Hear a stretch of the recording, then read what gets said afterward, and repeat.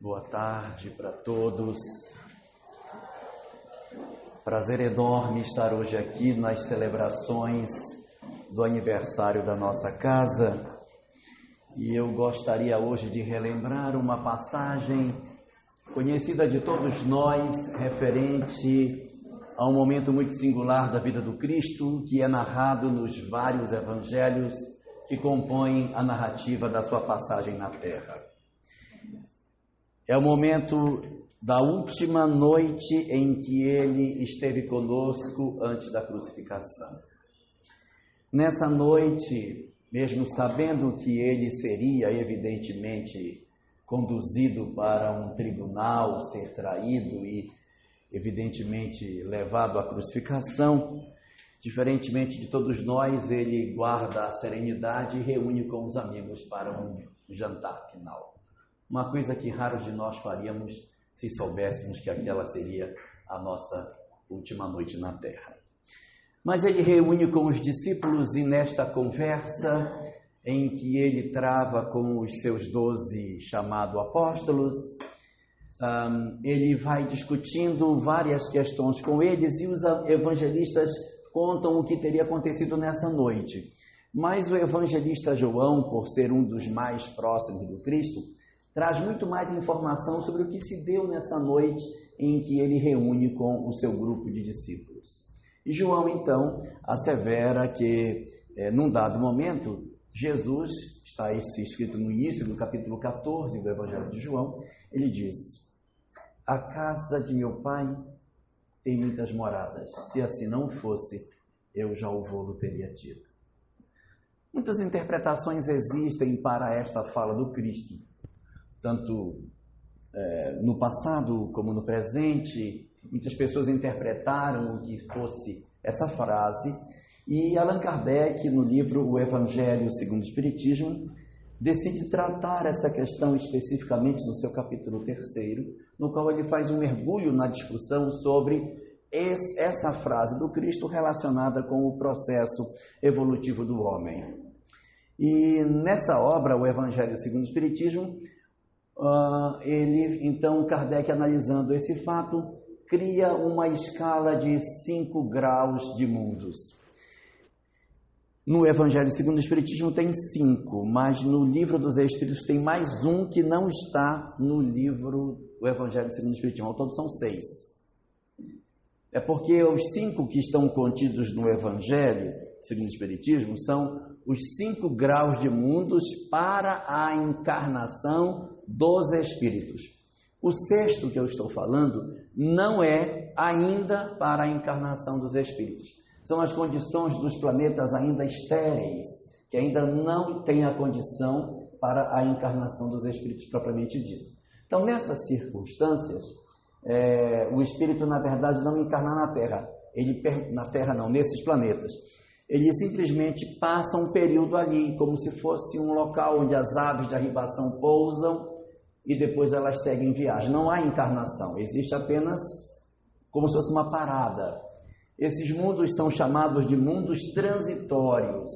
Não confundir mundos transitórios com mundos em transição, que são conceitos diferentes, embora as palavras sejam parecidas.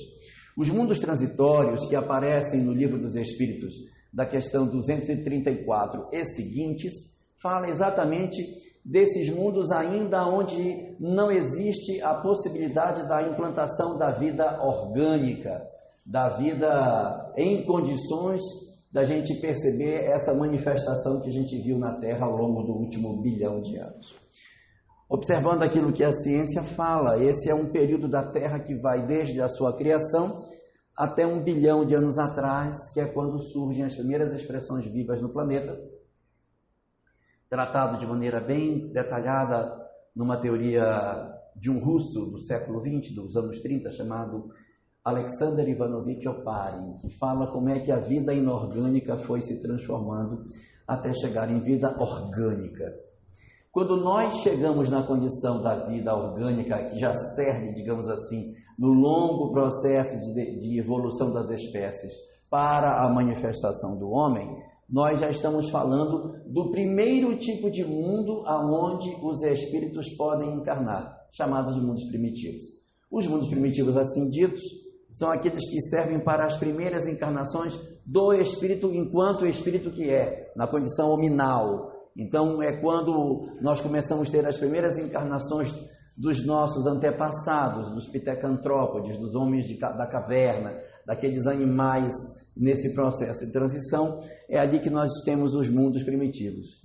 E no topo dessa cadeia, do outro lado, no oposto dela, no máximo, Kardec cria uma nomenclatura para designar uma categoria de mundos aonde encarnariam os espíritos puros em relação à Terra, espíritos em condições crísticas, dos quais se sabe muito pouco, porque está numa condição muito diferente da nossa, então a gente tem pouco a entender sobre como é que essas sociedades funcionam. Mas esses mundos, Kardec designou chamá-los de mundos celestiais. Então nós temos os mundos primitivos na base dessa pirâmide para as primeiras encarnações dos espíritos, embora exista abaixo dos primitivos os mundos transitórios para repouso, migração, passagem de espíritos enquanto ali não serve para a encarnação, e no topo os mundos dos espíritos superiores, dos mundos dos espíritos puros. É muito comum as pessoas dizer, puxa, mas então quer dizer que os mundos são criados já designados, isso? Não. Segundo Kardec, os mundos eles existem e eles passam por processos sucessivos de aprimoramento, de tal sorte que os mundos que são transitórios hoje passarão por inúmeras transformações e um dia poderão servir para a encarnação de espíritos puros na condição de mundos celestiais. Nessa longa caminhada, esse processo de transformação de um mundo primitivo até alcançar a condição de mundo celestial, ele não se dá aos saltos, ele se dá muito gradualmente. É um processo muito lento, porque a natureza não dá saltos. Então, dentro da ótica daquilo que a doutrina espírita fala, os mundos irão progredir muito lentamente. Se nós pudéssemos comparar, é como o fenômeno de uma flor que se abre. Então, quando você vê uma flor se abrir, ela vai se abrindo devagarinho, cada minuto ela abre um pedacinho, e aí você diz assim, quando foi que a flor abriu? Eu não sei, mas ela foi abrindo devagar, e eu acho que aqui já está aberto, não acho que não abre mais. Então, não é uma coisa que a gente diga, olha, estava assim, eu fechei, quando eu abri, tinha mudado. Não. Segundo a evolução dos mundos, não é pipoca, que de uma hora faz pum, e do milho já virou pipoca. Não funciona assim. É um processo extremamente lento que as sociedades vão se transformando devagarinho. Então, dentro dessa escala que Kardec apresentou, que é uma escala profundamente didática, ela não é uma escala absoluta, ele criou então 5 graus.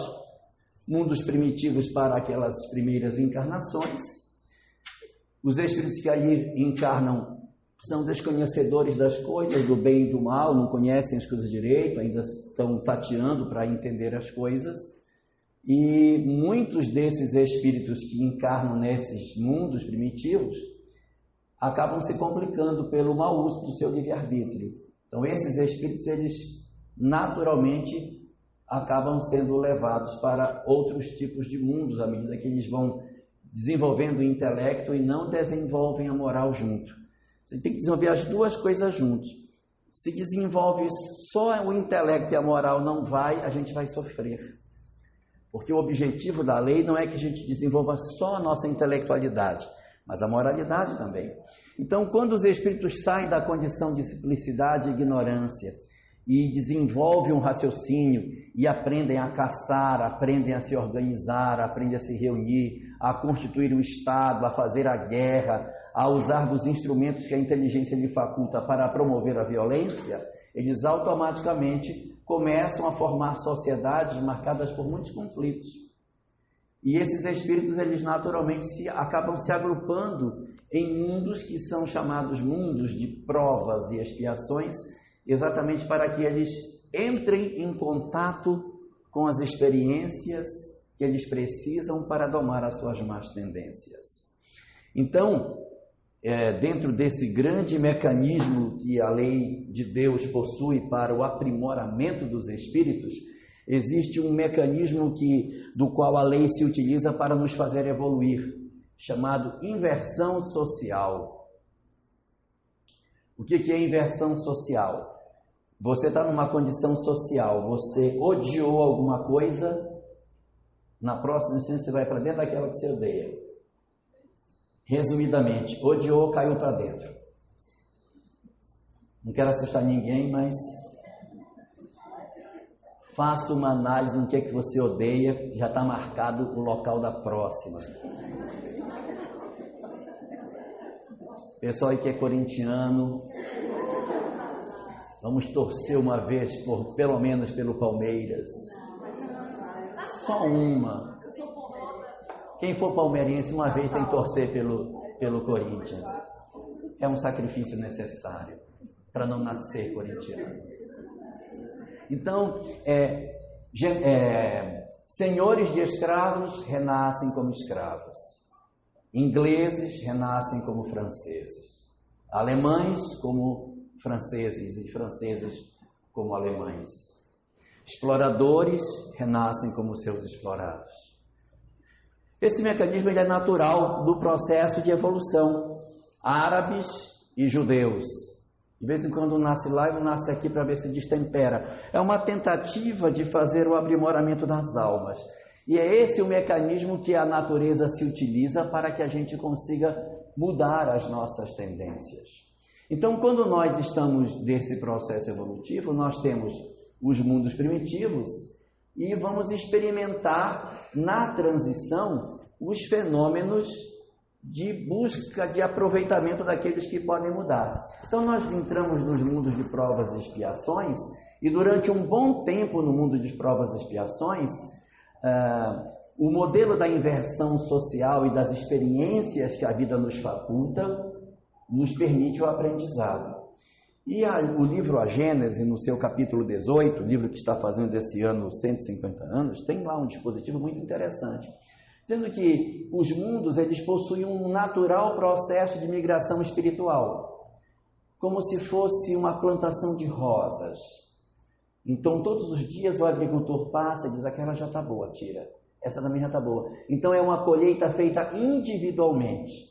Os mundos possuem um modelo de migração chamado migração individual, na qual os espíritos individualmente são levados para sociedades melhores. Então, se eu tenho determinada sociedade, onde existe um padrão de mentalidade ainda agressiva, violenta, cheio de ódio, de vingança, é um padrão. Se eu tenho um indivíduo que ele se destaca e demonstra amor nessa sociedade, olha, fulano está melhor, vamos tirá-lo e vamos levá-lo para um local melhor. Então você pega aquela sementinha e planta na terra boa, leva dali, ele não precisa mais viver naquele grupo. Mas se quando eu recebo ódio, eu digo, espera ainda que você vai ver. E aí eu vou dar um troco para você. Se eu dou o troco, eu me enrolo. Aí você se mistura com aquele grupo. E aí como é que você vai tirar um indivíduo? Você está todo comprometido, todo entranhado, ele está todo tão igual àquilo. Para que a gente seja acolhido, a gente precisa ter uma característica que nos destaque. E quando isso acontece, você vai lá e diz, olha aquele ali. Aí você vai lá e pinça aquela criaturinha, e aquele espírito recebe um convite para ir para outro mundo. Então, segundo Kardec, no capítulo 18, essas são as chamadas migrações individuais, que ocorrem com as almas boas, que migram para sociedades melhores. Essas migrações ocorrem a qualquer tempo, e elas são facultativas, elas são de acordo com a vontade do beneficiado. Eu vou dar um exemplo para nós. Bezerra de Menezes. Ele se destaca, os mentores dizem, você se quiser pode encarnar no outro mundo, é facultativo. Ele diz, não, eu não quero, eu quero ficar. Aí ele permanece, mas ele poderia ter ido se quisesse. Então esse é um padrão que é típico e que é escolhido individualmente para os espíritos. Então, durante o período natural da evolução, as migrações individuais elas vão ficar acontecendo, até que vai chegar um momento em que as coisas começaram a mudar. O que vai começar a mudar nesse mundo? Nós vamos começar a perceber que eu vou retirando os bons e os maus vão ficando. E desses maus que vão ficando, eu identifico que tem um grupo desses maus que são maus entre os maus. São os endurecidos no mal. Poderia dizer que são os péssimos, né? Então, são espíritos muito difíceis. São aqueles espíritos que fazem o mal e não têm arrependimento do mal que fazem. Diz assim, eu fiz, gostei do que fiz e faço de novo. Solta a minha mão que você vê se eu não faço de novo. Então, quando você tem um espírito que ele tem essa característica, eles caem numa situação que são os espíritos endurecidos, que Kardec trata no livro O Céu e o Inferno. As almas endurecidas são marcadas pela dificuldade de mudar o seu ponto de vista. Elas encarnam e desencarnam e têm dificuldade de mudar. Então, o que fazem os espíritos nesse caso? Como eles são muito difíceis, essas almas elas são reunidas e são guardadas no mundo espiritual, de tal maneira que a reencarnação delas não é uma encarnação muito típica. Elas não encarnam com muita frequência. Eles são espíritos difíceis, que geralmente suas passagens estão marcadas nos livros de história. Geralmente são senhores de mando, mas são muito cruéis. Geralmente eles comandam organizações. E esses espíritos, quando eles encarnam, eles fazem um estrago danado na nossa sociedade. Por esse motivo, eles não podem encarnar todos juntos.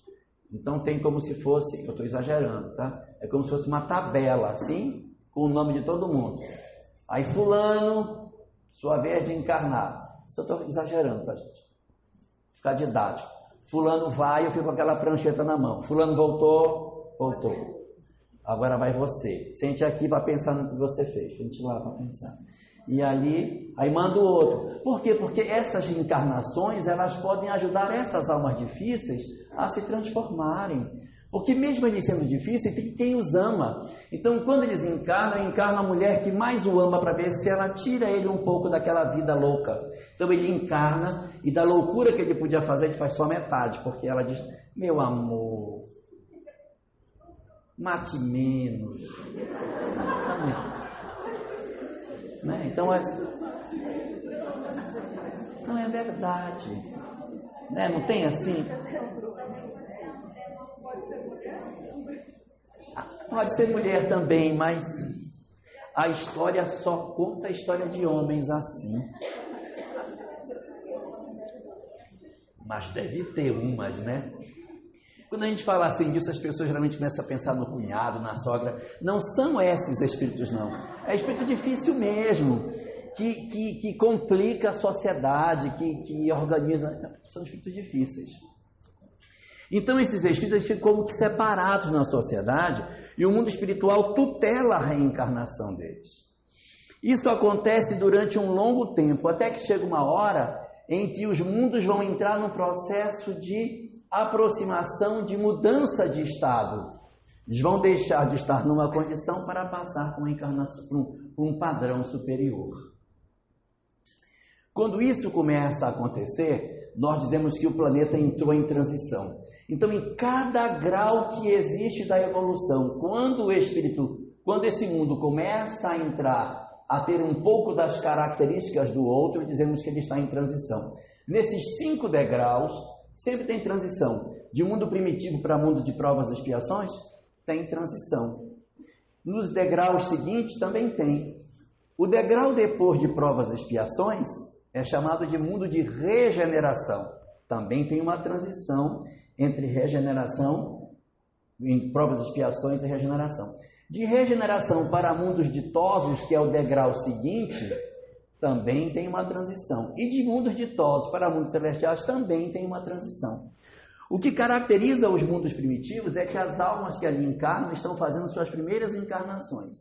Os mundos chamados de provas e expiações, o que caracteriza é que nesses mundos a gente tem a predominância do mal sobre o bem. O mal é mais forte do que o bem. Dá para ter ideia de que mundo a gente está. Depois nós temos uma etapa seguinte, chamada mundo de regeneração, onde não é o bem que sobrepõe o mal, há um equilíbrio. No mundo seguinte, que seria os mundos ditosos, o grau seguinte é que o bem sobrepõe o mal. E no mundo dos celestiais, o bem é soberanamente mais, praticamente o mal ali não tem espaço.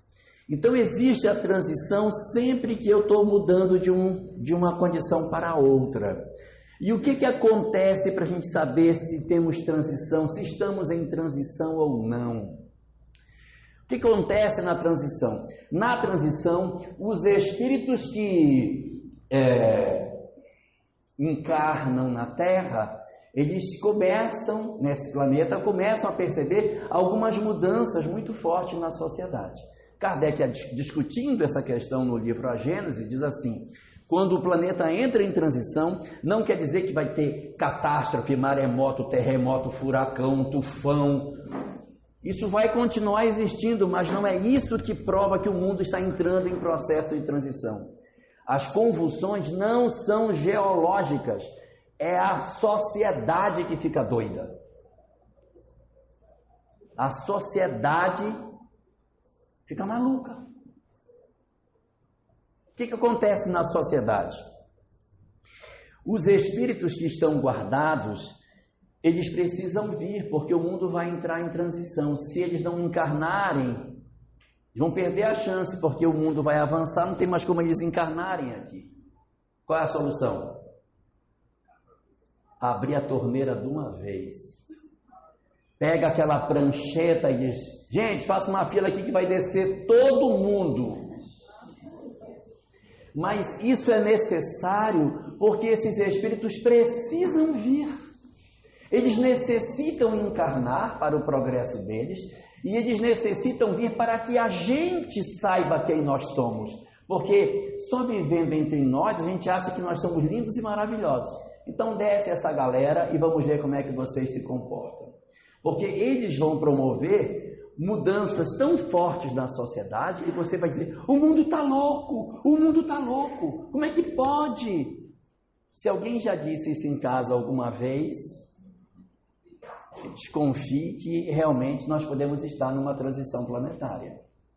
As características da transição planetária são a reencarnação em massa das entidades que estavam guardadas no mundo espiritual e que trazem ideologias as mais diferentes possíveis, disputa por poder. O mundo vira uma loucura, porque tem um monte puxando para cá e um monte puxando para lá. Ideologias se fortalecem, existe radicalização de pontos de vista, as religiões começam a ficar mais endurecidas. Por que motivo? Porque indivíduos do psiquismo da Idade Média, reencarnando, começam a trazer seus pensamentos no momento atual. Aí eu disse: mas esse pensamento aí é da época da Idade Média. Mas o Espírito está lá guardado, ele ainda pensa assim. Então, quando ele renasce, e como ele tem liderança, ele tem uma capacidade magnética de envolver as pessoas e empurrar a sociedade numa certa direção. Então, nós vamos observar esse fenômeno. Um segundo fenômeno é que na transição, uma leva de espíritos luminosos também encarnam para prestar apoio. E a gente vai, na transição, enxergar uma quantidade de alminhas maravilhosas que reencarnam e que já têm um pensamento diferente, já têm uma outra mentalidade, questionam as coisas de maneira diferente, pensam muito no coletivo. Isso é uma característica da transição. Outra característica da transição é crise em todos os setores. A família fica em crise, a escola fica em crise, a política fica em crise, a religião em crise, a economia fica em crise, tudo fica em crise.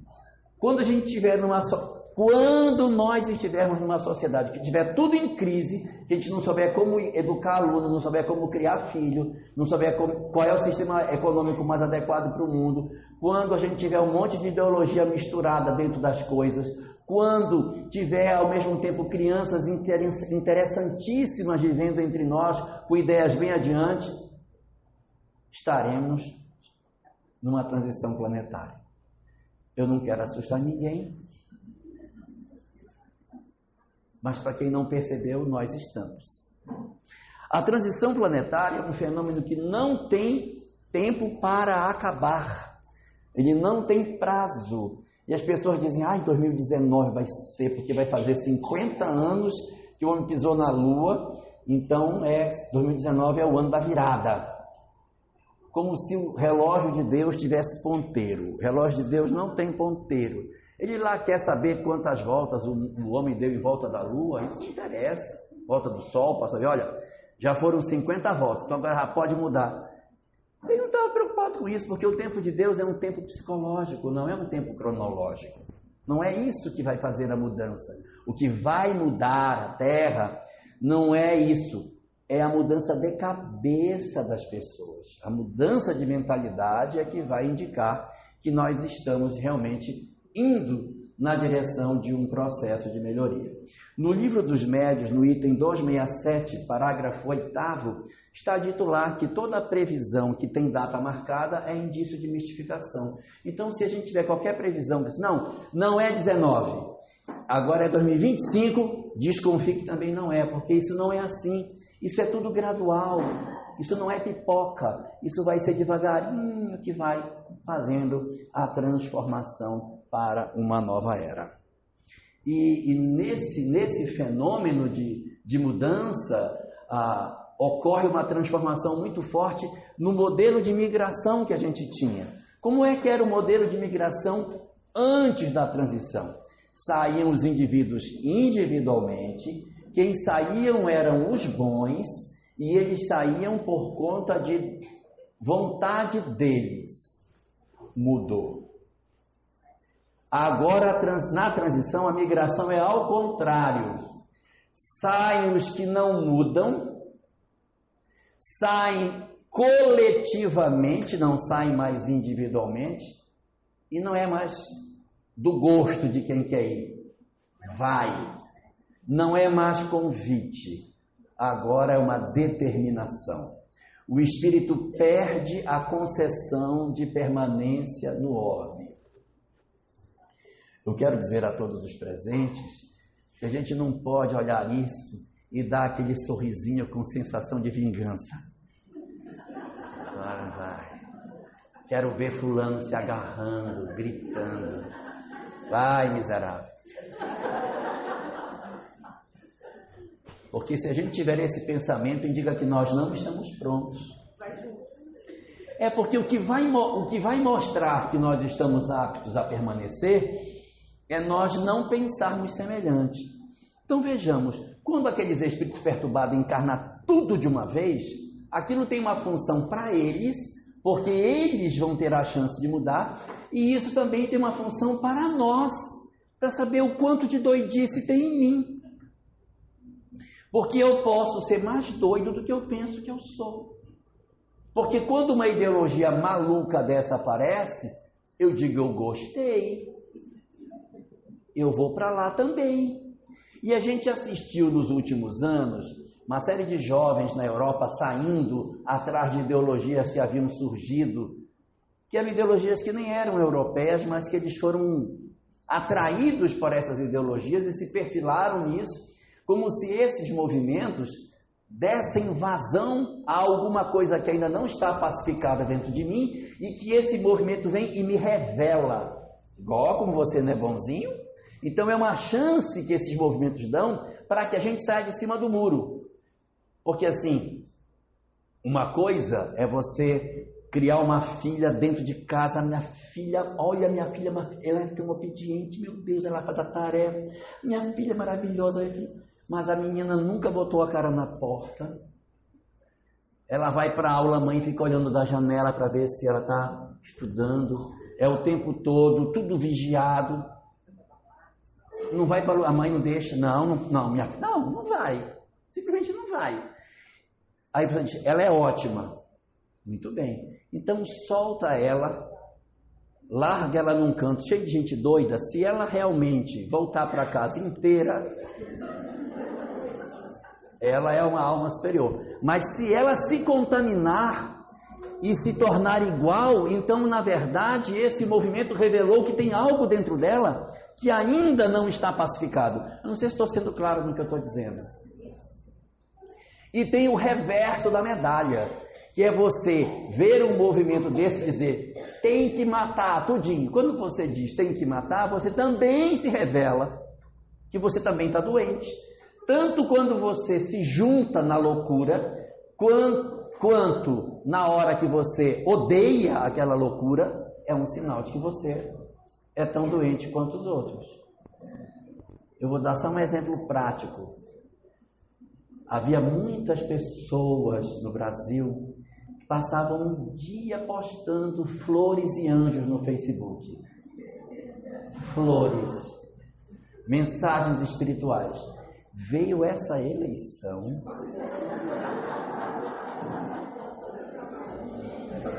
e as pessoas se descobriram violentas. As pessoas se descobriram agressivas. Desfizeram amizade, passaram a odiar os outros. Famílias. O Natal esse ano não vai ser nem mais Natal, vai ser reunião de conciliação, porque muita gente brigou. E eu não estou defendendo lado nenhum, eu só estou dizendo que, independente de qual lado seja, se você colocou uma referência acima do Cristo, tem alguma coisa errada. A gente não pode ter uma referência que vá acima da referência do Cristo. De repente, você, essa proposta aqui, ela tem isso, mas tem isso aqui que não me agrada. Essa outra aqui tem isso que me agrada, mas tem isso aqui que não me agrada. Mas se eu disser, não, isso aqui é o perfeito, eu me agarro, então aquilo passou a ser a minha referência. Então tem que pensar o que são as minhas referências, né?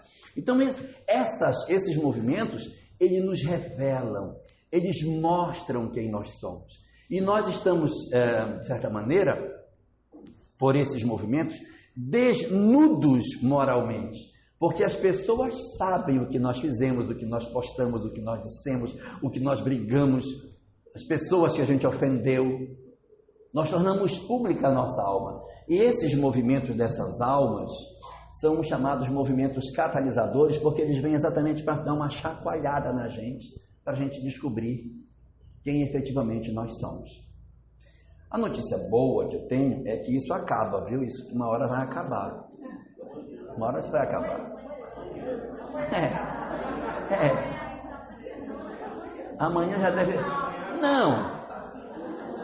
Essa questãozinha aí vai melhorar amanhã, sem dúvida. Mas as outras não vão. A nossa violência, a nossa agressividade, a nossa maneira de ser com os outros, os nossos desequilíbrios, eles ainda estarão dentro de nós. Nós talvez não tenhamos mais o canal para expressar a agressividade. E vamos posar de santo, novamente. Eu sou uma pessoa santa. Então, se vier um outro fenômeno desse, aí você descobre quem você é. Isso é um sinal de que a gente não sabe quem nós somos. Mas isso tem fim. Isso não é um fenômeno que vai durar eternamente. Segundo aquilo que a doutrina espírita fala, nós estamos em franco processo da transição planetária. É porque, como a gente está no olho do furacão, a gente não percebe, mas está tudo virado, gente. Está tudo bagunçado. Está tudo estranho. Só que como a gente foi se acostumando, a gente acabou se acostumando. Mas não é assim, o normal não é ser assim. Resultado, esse período de perturbação, ele vai acontecer e depois ele vai começar a diminuir. Por que ele diminui? Porque o dono da torneira é Jesus. Do jeito que ele abriu, ele fecha. Quem determina a qualidade das almas que encarnam na Terra não são os próprios espíritos, é o mundo superior que diz, não, agora tá bom, gente, demos a oportunidade, já fizemos a colheita, já descobri quem é que era louco e que estava escondido, olha, aquele ali que achava que era bonzinho não é, aquele outro perturbado vem ali. Quer dizer, esses movimentos vieram e fizeram assim, tipo uma chacoalhada na gente e revelou o que tinha dentro. Então nós estamos todos revelados. A transição ela vai nos revelar a todos. É por isso que ela existe. Já viram aquela hora que está todo mundo em casa e a pessoa está lhe dando sopinha para a vozinha que tem Alzheimer? Venha, vovó, a sopinha. E de repente alguém grita assim, fogo no prédio. A pobre da avó já ficou para trás. Não quer saber mais dela. A pessoa está lá embaixo, minha avó. Então assim, a hora grave é a hora que nos revela. E essas horas, eu não estou falando só da eleição, mas de tudo mais, das permissões que a nossa sociedade tem, das facilidades que a nossa sociedade trouxe, da possibilidade de nós nos corrompermos que a sociedade hoje tem, que a gente no passado era mais difícil. Estou mentindo, Sandra? Então, a gente acaba hoje estando numa circunstância em que nós vamos nos revelando. E o que fala o mundo espiritual? Que é esse período chamado de transição, que é um período longo, ele não é um período para 1 ano, 10 anos, ele vai depender de nós especificamente, ele pode ser mais curto, pode ser mais longo, a depender do nosso compromisso na mudança. A literatura espírita diz que tem 3 possibilidades para esse processo da transição. É com os homens, sem os homens ou apesar dos homens. Com os homens é a gente fazendo o processo de auxiliar essa mudança. Somos nós nos comprometendo na mudança. O que seria? Diante de um processo de complicação, de briga e tal, nós termos um instrumento da paz. Nós tentarmos harmonizar as coisas. Não sermos aquele que bota mais fogo ainda. Que odiamos as pessoas. Então, isso é como os homens. A gente vê, olha, isso aqui está errado, vamos tentar consertar. Vamos lá, vamos arrumar. Olha, jogaram lixo no córrego. Vamos tentar conversar com o pessoal para não jogar. É a hora em que a gente age, em que nós agimos para a melhoria. Isso é com os homens. Quando isso acontece, a transição é mais rápida e a gente permanece. Segunda situação, sem os homens. Sem os homens é quando a gente, na verdade, assiste o que está errado e diz, não quero nem me meter, isso vai dar um trabalho. Não fico isento de me meter, nem vou me meter nisso. É sem os homens, vai demorar mais. E a nossa indiferença pode revelar que nós não merecemos a permanência numa sociedade maior. Aí nós podemos ir junto com os outros que serão tirados. E existe a terceira situação, que é apesar dos homens. É quando a gente diz, não, é isso mesmo, tem que quebrar mesmo. E ao invés de ajudar, a gente ainda empurra mais para trás. Não, pode jogar o lixo de igarapé, que não faz mal, pode jogar. Faz mal não. Ele anda, ele tem muita água aí dentro, pode jogar que não faz mal, depois limpa. Então, quando eu ainda estimulo para que o mal continue acontecendo, então é apesar dos homens. Então é com os homens, sem os homens ou apesar dos homens. Vejam que as mulheres não estão nessa análise aí. Né? Não sei o que vai ser feito delas. Estou brincando. Então o que ocorre no final? No final, vários desses espíritos que não foram aproveitados, eles serão retirados. Isso vai ser naturalmente. Não vai ser extraído com violência, mas vai ser assim, ó, não serve mais para você isso aqui. Não serve mais. Essa terra não tem mais as possibilidades que você precisa, não dá mais para você. Então, automaticamente, esses espíritos serão levados para outros lugares. Que lugares? Muitos primitivos lá atrás, que estão entrando na transição para provas e expiações para lá. Então, ele sai de uma transição para outra transição. Ele sai da transição de provas e expiações para a regeneração e vai para uma transição de mundo primitivo para provas e expiações. Ele vai construir civilizações igual aconteceu conosco no passado, com aquelas grandes civilizações que tivemos, que eram super inteligentes porque eram espíritos migrados do mesmo jeito que poderá acontecer agora com a boa parte de nós. E depois que houver a migração, o que vai acontecer com a Terra? Quais são as mudanças que a gente vai ter? O que é uma sociedade que já esteja em regeneração? Qual será as características dessa regeneração, uma vez que nós estamos já no amanhecer, no alvorecer dessa nova civilização? Eu trouxe aqui 9 características do que vai acontecer. Primeira característica, no indivíduo. No indivíduo. O indivíduo será diferente, porque ele não será mais um indivíduo como o que a gente tem aqui. Esse perfil típico de comportamento que nós temos, ele não é um elemento típico de uma sociedade de mundo de regeneração. A sociedade de regeneração não é uma sociedade formada por espíritos puros. A característica essencial dela chama-se regeneração. É como se fosse um período de bonança depois da tempestade. Sabe, depois que vem a confusão e ai, gente, graças a Deus, passou. É um descanso. Então, são locais onde o indivíduo que vai fazer parte dessa sociedade é um indivíduo que ele está interessado em mudar. Essa é a característica dele. Ele não é um espírito puro, mas ele está com vontade de ser diferente. Ele se incomoda com o erro dele. Ele se incomoda com o fato dele fazer coisas erradas. Não posso continuar fazendo isso, não posso mais, preciso mudar. Esse é o indivíduo. Porque o que é regenerar? Regenerar é um trem que está desarrumado que você vai arrumar. Não é mundos regenerados, é mundos de regeneração. Então, é mundo onde a gente vai realmente fazer o processo de transformação. É uma sociedade formada de indivíduos que querem acertar. Fundamentalmente é isso. Uma sociedade de indivíduos que querem acertar. Então, eles têm interesses coletivos, eles querem o bem geral, não há muita preocupação de querer tomar vantagem em relação aos outros. Quando isso acontece, você está errado, e a pessoa diz, é mesmo, nossa, que eu fiz, meu Deus, não devia ter feito isso. Então, a pessoa volta atrás, porque ela está em processo de regeneração. Não é uma sociedade perfeita, mas é uma sociedade onde nós teremos condições de fazer as coisas de maneira distinta. Por quê? Porque a nossa ótica sobre a vida está focada fundamentalmente na tentativa de nós vencermos as nossas imperfeições. Então, o indivíduo em si será diferente. Isso vai levar a ter uma infância mais curta. A infância nos mundos de regeneração será mais curta, porque o espírito mais rapidamente vai se assenhorar do corpo. Então, nós vamos observar progressivamente a infância encurtar.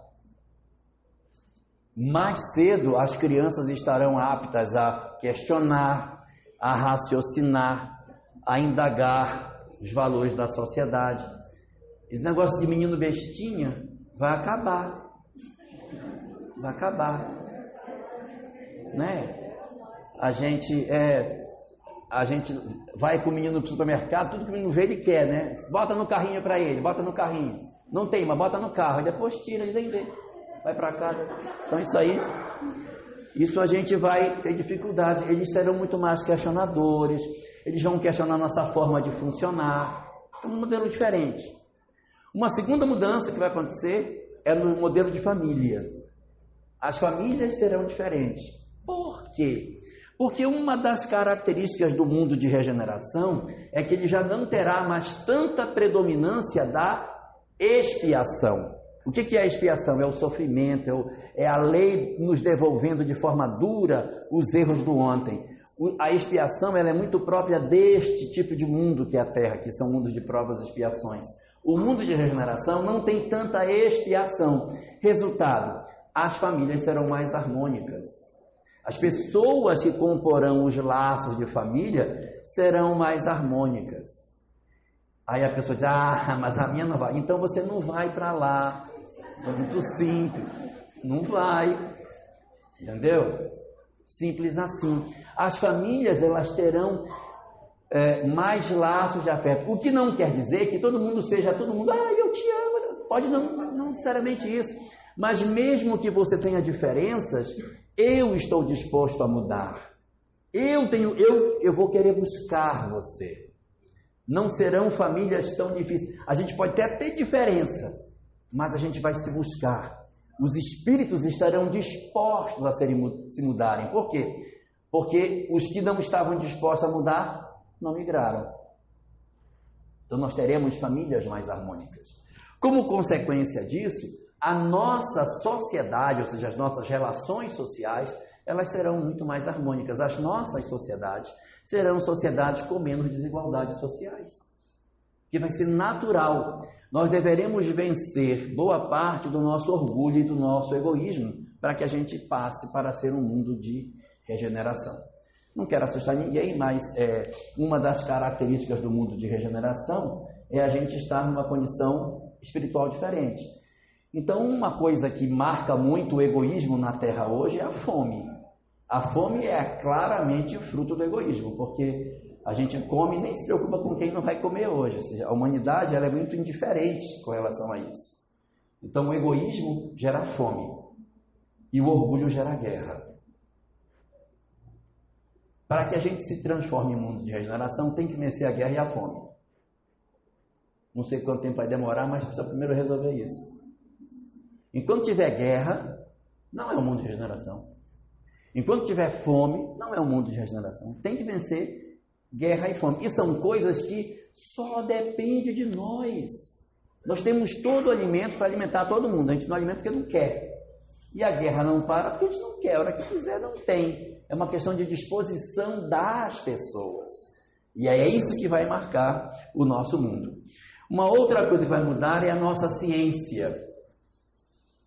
A nossa ciência vai mudar muito porque vai ser uma ciência voltada para a busca da solução dos nossos dramas e uma boa parte das nossas doenças não existirão lá. Por quê? Porque a ciência ela vai progredindo e vai afugentando as expiações. Por exemplo, você elimina a poliomielite do mundo, quem precisa de poliomielite não encarna mais aqui, porque não tem mais isso, a gente extinguiu essa doença. Então, à medida que a ciência vai avançando e vai exterminando determinados males, automaticamente, quem precisa daquilo, aquilo não vai ser mais, vai ter que ir para outro canto. Então, a ciência naturalmente vai induzir a uma sociedade melhor. Uma quinta coisa que vai mudar é o nosso modelo filosófico. Nós temos uma filosofia profundamente materialista e a ideia é que essa filosofia se torne espiritualista. Eu não estou dizendo que essa filosofia vai ser uma filosofia espírita, mas os princípios da imortalidade, o princípio da comunicabilidade, o princípio da reencarnação, isso vai estar na sociedade de maneira natural, sem precisar pertencer a uma religião específica. Não estou dizendo que o espiritismo vai dominar tudo, mas são tantas as frentes que aparecem hoje, são tantas as doutrinas e os canais, a psicologia e a própria medicina vão descobrindo a imortalidade, a comunicabilidade dos espíritos por canais que não o espiritismo. E tantas doutrinas que existem que também conhecem e reconhecem a imortalidade, a comunicabilidade, a reencarnação, a lei de causa e efeito. São inúmeras. Então essas serão as doutrinas predominantes no nosso futuro. As religiões, evidentemente, que é o nosso sexto ponto, também vão ser profundamente mudadas, exatamente por isso, porque elas estarão voltadas não para cultos, mas para a busca da espiritualidade em si. Essa é uma característica dessa nova sociedade que deverá haver. Que mais que muda? Muda o nosso modelo de arte. Até então fizemos a arte pelo belo, agora será a arte pelo bem. O livro da Evação do Invisível fala que nesse nosso século XXI, haverá um novo renascimento na Terra. Houve um renascimento com Michelangelo, Tintoretto, etc., que era uma tentativa de resgatar a arte que tinha morrido durante o período da Idade Média, e agora haverá um novo boom de arte neste século XXI, trazendo muitos desses artistas do ontem novamente para fazer uma revolução na arte e voltar a arte para o bem, um novo sentido, resgatando valores que estão adormecidos em função do processo da regeneração. Então a arte ela vai também sofrer um banho de luz nesse sentido, e os espíritos falam que as músicas dos mundos superiores são tão diferentes das nossas que as nossas de hoje parecem urros de selvagens. Então, assim, existe muita coisa que... São músicas que elevam, músicas que nos tocam, artes que nos emocionam. É o que nos aguarda nesse momento que a gente vai ter. E um último fator que também a gente vai ter é a questão da nossa política. A política do mundo muda porque não haverá mais guerra. Haverá mais harmonia entre os povos. Isso é um processo gradual que vai sendo feito, que vai sendo tomado, que vai sendo devagarinho transformado para que a gente consiga alcançar essa sociedade melhor. Eu sei que depois de tudo isso a gente fica pensando, meu Deus, será que eu vou, será que eu fico, se vai ser de mim? Então, para responder essa pergunta, os espíritos dizem que há uma característica das almas que vão ficar e das que vão. Porque é muito comum o movimento espírita, não sei porquê, é muito gemedor, geme. Isso não é verdade. Ai, coitadinho de mim, quando desencarnar. Ai, isso não é assim não. Isso não é assim não. O que as obras dizem é o seguinte: as almas que não ficarão na Terra são os maus não tocados pelo bem. O que é um mal não tocado pelo bem? É a pessoa que é má e que não está disposta a mudar. Porque a característica do mundo de regeneração é a pessoa que quer mudar. Então não pode ir para lá quem não quer mudar. O que a gente tem que ver é se nós somos assim. Se eu sou uma pessoa que em casa ou no meu trabalho digo, fiz, gostei, então comece a arrumar suas malas, se despedir dos parentes, porque pelos próximos milênios você não vai ver. Por quê? Porque são os maus não tocados pelo bem. E a gente às vezes fala assim, nossa, vai uma multidão enorme. Não é tanta gente que vai assim no planeta. Nós temos hoje uma população nossa, do planeta hoje é 7 bilhões de pessoas. Se sair 1 bilhão já melhora muito. E é 15%. Nossa, porque são os espíritos endurecidos, os que não querem mudar, os que querem o mal. Não são os que realmente ficam até assustados com o mal que acontece. São indivíduos que às vezes são maus, mas que são maus tocados pelo bem. Tem remorso, chora depois do que faz, pede desculpa, mas faz de novo, né? Então, esses são maus, mas são tocados pelo bem. Maus tocados pelo bem. Mas como Jesus tem um poder de síntese danado, ele resumiu isso numa palavra, né? A gente fica às vezes procurando muita coisa, e Jesus resumiu numa palavra só. É a terceira das bem-aventuranças. Disse Jesus, bem-aventurados os mansos, porque eles herdarão a terra.